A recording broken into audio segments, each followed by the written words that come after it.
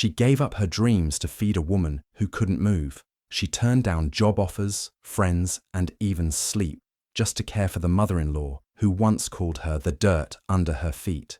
And when the woman finally smiled at her for the first time, the family kicked her out the next morning. What they didn't know was that she'd been recording everything.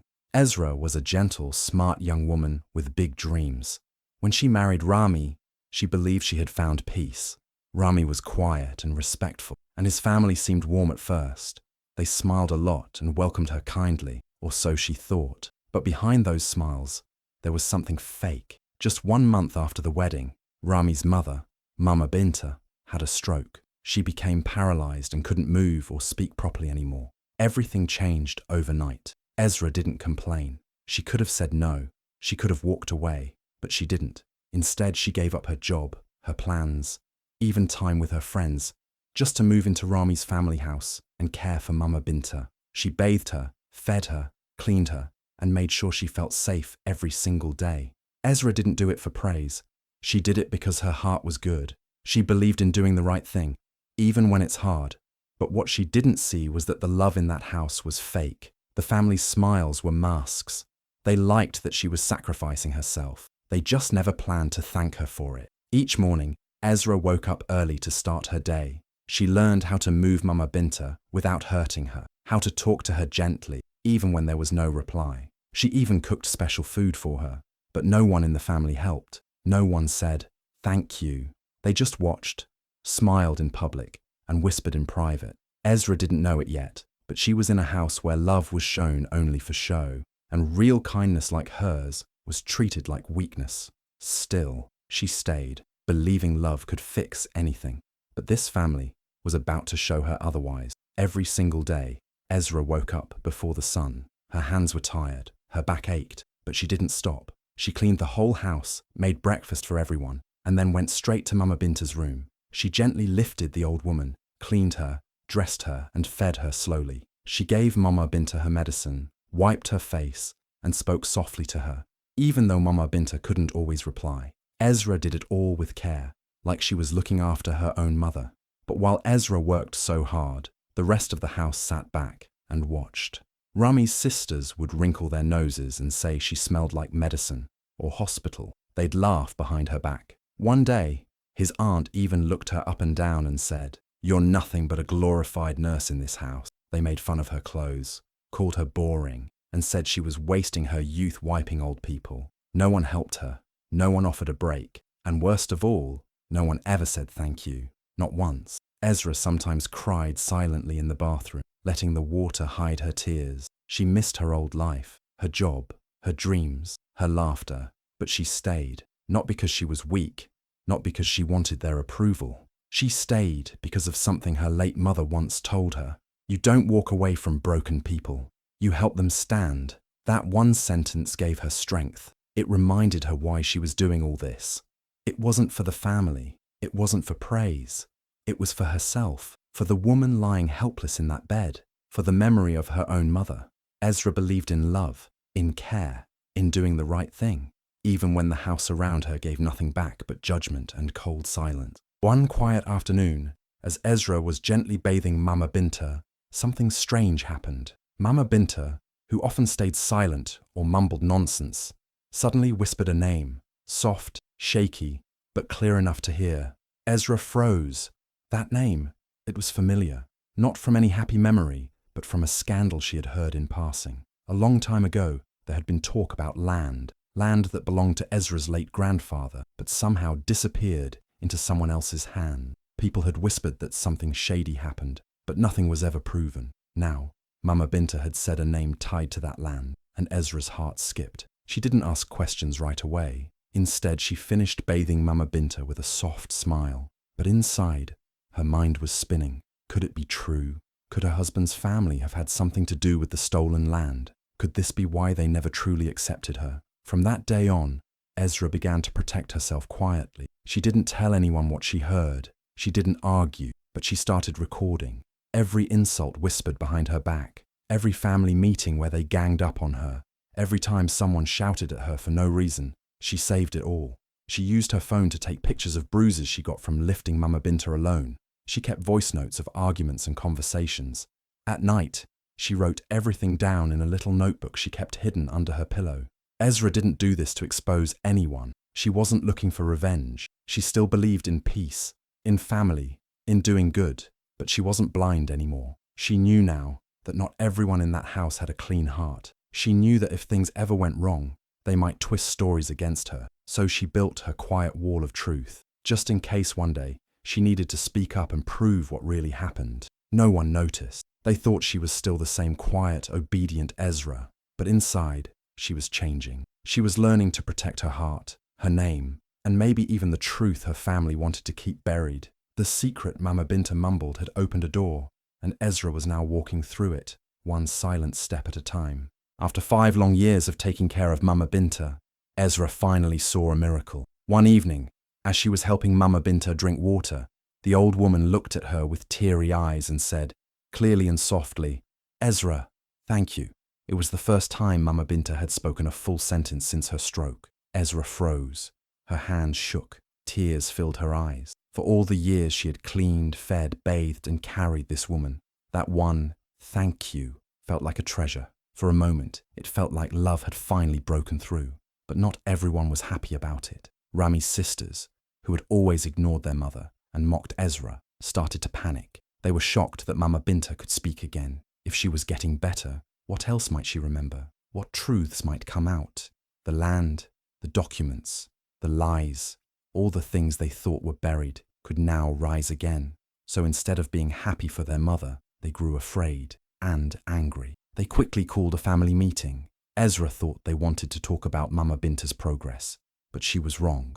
The moment she entered the living room, the mood was cold. Rami sat quietly, not meeting her eyes. His sisters started throwing accusations like stones.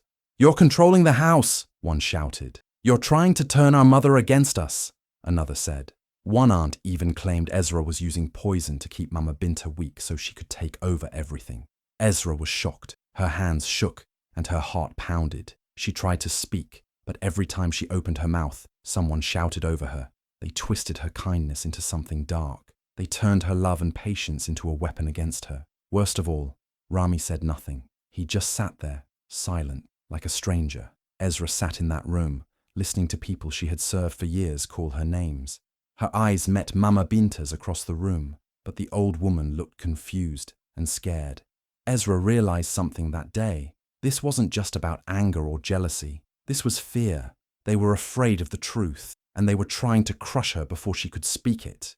That family meeting was never about Mama Binta's health. It was a setup, a betrayal in disguise.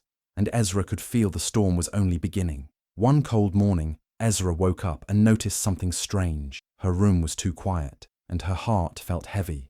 As she stepped out, she saw her bags, packed and sitting by the front door. Confused, she looked around hoping it was a mistake. But then she saw Rami standing there, his eyes low, lips tight, not saying a word. His aunt stood beside him, arms folded, eyes full of pride, and without a blink she said, "You're no longer welcome in this house." Ezra's heart dropped. She asked, "Why?" But no one answered. There was no explanation, no warning, nothing, just silence. The aunt added, "No payment, no thank you, no need to come back." Ezra had been in that house for 5 years. She had given up her dreams, her time, her youth, all to care for a family that never really accepted her. And now, they were throwing her out like trash, as if she meant nothing. She looked around, hoping Rami would speak up, defend her, say something, but he just stared at the wall, like a stranger, not a single word, not even a goodbye. Ezra's eyes slowly turned to Mama Binta, who was sitting quietly in her chair. Their eyes met, and for a second, the whole world went still. Mama Binta looked at Ezra with sadness, her lips moving slowly. She didn't speak loud enough for others to hear, but Ezra saw the words. "I'm sorry." That silent apology broke Ezra more than the betrayal. It meant Mama Binta knew the truth, but couldn't stop it. Ezra took a deep breath. She didn't scream. She didn't beg. She didn't cry in front of them. She quietly picked up her phone, the small bag where she had hidden her files and recordings, and walked out. No one followed. No one cared. She stepped outside, the cold air hitting her face, but she held her head high. No shoes, no money, no home. But she had one thing, her dignity. They had thrown her out thinking she was weak, But they didn't know she had been preparing for this moment. She walked away with quiet strength, knowing the storm was far from over, and next time, she wouldn't be the one caught off guard. In a small hostel room with peeling paint and a broken fan, Ezra sat alone on the edge of a hard bed. Her eyes were tired, her heart heavy, and everything felt like a bad dream. She had no family around, no husband, no comfort, just a small bag and her phone. She pulled out the memory card where she had stored pictures and videos from her time in Rami's house. At first, her plan was simple: delete everything and try to forget. Let go, move on.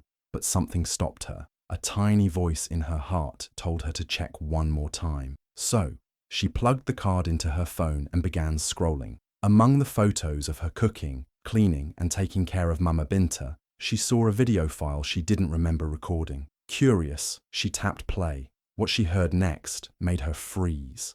It was Mama Binta's voice, soft, shaky, but clear. Ezra leaned closer.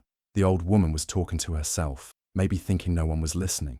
In the video, Mama Binta said, "I begged them not to do it. I told the girls that land belonged to Ezra's grandfather, but they forged the papers, they changed the names.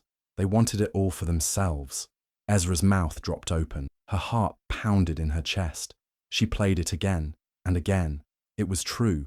Her instincts had been right all along. That land, the one her grandfather worked hard for, was stolen from her, not lost. Stolen. By the same people she cooked for, cleaned for, cared for. The same people who mocked her, used her, and threw her out like garbage. She had the proof. Real, solid proof. Her hands shook as she saved the video to a secure folder. She backed it up twice. Once in the cloud, once on her laptop. For years, she thought she was just being helpful. But now, she realized she was surrounded by people who wore fake smiles and hid sharp knives behind their backs. Ezra sat back, breathing slowly. Her sadness slowly turned into something else. Strength, fire. She wasn't just a broken woman anymore. She was a woman with the truth in her hands. And this truth, hidden inside a simple memory card, had the power to change everything. They had tried to bury her, but they didn't know she was a seed. And now, she was ready to rise. Ezra didn't cry anymore. She didn't beg anyone to understand her. Instead, she took quiet steps. Strong, smart steps. One morning, she walked into a legal aid center, her bag tightly holding the memory card, documents, and all the small things she had secretly collected during her time at Rami's house. She met a kind lawyer who listened carefully as Ezra explained everything, from caring for Mama Binta, to the insults, to the land her family stole. Then she played the recording of Mama Binta's confession. The room went silent. The lawyers were shocked. They had never seen someone bring such clear and strong evidence before. Videos, voice recordings, pictures, even signed papers. Ezra had kept everything safe, not to destroy, but to protect herself. With their help, she filed a land case against Rami's sisters and aunt. She also reported the years of elder abuse, how Mama Binta was ignored by her own children, while Ezra took care of her like a nurse with no pay or thanks. But Ezra didn't stop there. She used her experience to quietly help others. A small caregiving startup found her online and asked her for advice. She agreed, but stayed anonymous. She didn't want fame. She just wanted to be useful, to turn her pain into purpose. She told them how to care for sick elders with love, how to protect themselves from abusive family situations, and how to notice red flags before it's too late. One day, someone from the startup posted a short part of Ezra's story online, without her name, just her journey. The internet exploded. People shared it again and again. Many cried, some were angry, others said, "She's me. I lived this too." Ezra's story touched hearts everywhere, not because it was dramatic, but because it was real, quiet strength, deep pain, and powerful wisdom. Ezra still lived in a simple hostel room, but she now had peace in her heart. She wasn't a victim anymore. She was rising, not with noise, but with power. And this time, she wasn't doing it for anyone else. She was doing it for herself. Her voice was finally being heard, and the world was listening. The day Ezra stepped into the courtroom, her heart was pounding, but she held her head high. This was the moment she had waited for, a chance to clear her name and claim what was rightfully hers. The judge looked serious, ready to hear the truth. Suddenly, the courtroom screen lit up, and there was Mama Binta's face. She was thin, but her eyes were clear, shining with strength. For the first time in years, Mama Binta spoke, not with weakness, but with honesty. Through the video call, she told the judge everything. She said how Ezra cared for her every single day, lifting her when she couldn't move, feeding her, and never asking for anything in return. She told how her daughters had been greedy and cruel, how they lied about Ezra and even tried to steal the family land. The judge listened carefully as Mama Binta described the pain she felt watching her own children turn against the woman who loved her most. The courtroom was quiet. No one dared to interrupt or argue because the truth was clear. The daughters looked shocked, their faces falling as the truth unfolded right before everyone. The judge then turned to Ezra and asked if she had anything to say, with calm but firm words. Ezra spoke about the years she had spent caring without thanks, the insults she endured, and how she only wanted justice and peace. After a long pause, the judge made the decision. The ruling was in Ezra's favor. She was given full ownership of the land that was rightfully hers, the land her grandfather had left behind. The court also ordered compensation for all the years Ezra worked without salary, recognizing the love and sacrifice she gave as a caregiver. The room felt heavy with emotion, relief, shock, and even respect. Ezra felt tears well up, but she smiled softly. This was more than just a legal win. It was a powerful message to everyone who had doubted her. For once, the truth had won. The family that betrayed her had to face the consequences, and Ezra finally had her freedom and justice. The judge closed the session, and as Ezra left the courtroom, she felt lighter than ever. She had been through so much pain, but now she was free to live her life on her own terms. After everything Ezra went through, life finally started to look different. She moved into a new apartment, clean, bright, and full of things she loved. The walls were covered with colorful paintings she had made during quiet moments, art she never had time for before. It was her space, a place where she could breathe and just be herself. One afternoon, there was a soft knock on her door. It was Ramy, standing there quietly, looking unsure. He had come back after all the pain and chaos, hoping to fix what had broken between them. "Ezra," he said, his voice low and shaky. "I didn't know what they were doing. I never wanted to hurt you." But Ezra looked at him with calm eyes. She could see he was sorry, but the truth was deeper than just not knowing. "You didn't care to know," she said softly, her voice steady, but without any anger. She wasn't yelling or crying. There was no fight left inside her. She had learned to protect her heart and to choose peace over pain. Ramy's face fell, realizing he couldn't just come back and erase the years of betrayal and silence. Ezra took a small step and gently closed the door. It was a quiet ending to a long chapter. She didn't slam the door or shout.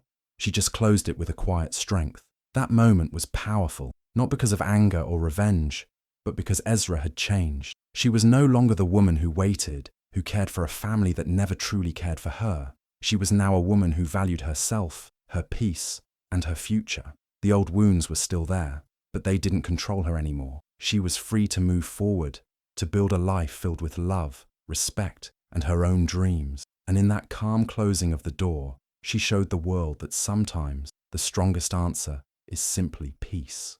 Months after everything happened, Ezra did something incredible. She opened a special home for elderly women who, like Mama Binta, had been left alone and forgotten by their own families. She called it Mama's Hands, a place full of care, love, and respect. This home wasn't just a building. It was a safe space where these women could feel valued and truly cared for, something Ezra knew was missing for so long. The very first person Ezra invited to live there was Mama Binta. But this wasn't about revenge or anger. It was about forgiveness and strength. Ezra knew that holding on to hate would only hurt her more. Instead, she chose to give Mama Binta a place where she could heal, surrounded by kindness. It was a beautiful moment, showing that even after pain, there can be compassion. Meanwhile, the rest of the family watched from the outside. They saw what they lost, the chance to keep a woman who gave everything, even when no one appreciated her. Ezra was like gold buried under dust, and they never realized her true worth until she was gone. The family's silence was loud. They understood too late that Ezra's heart and hands had built something powerful, something no one else could. Ezra's care home became more than just a house. It became a symbol of hope and courage for anyone feeling forgotten. And through this, Ezra showed the world how true strength comes from kindness and forgiveness, even when the world has turned its back on you. If you believe in the power of kindness and standing up for yourself, share this story to inspire others. Remember, real strength is shown in how we treat those who can't fight for themselves. Don't forget to like, comment your thoughts, and subscribe for more powerful stories that touch the heart. Your support can change lives. Let's spread hope together.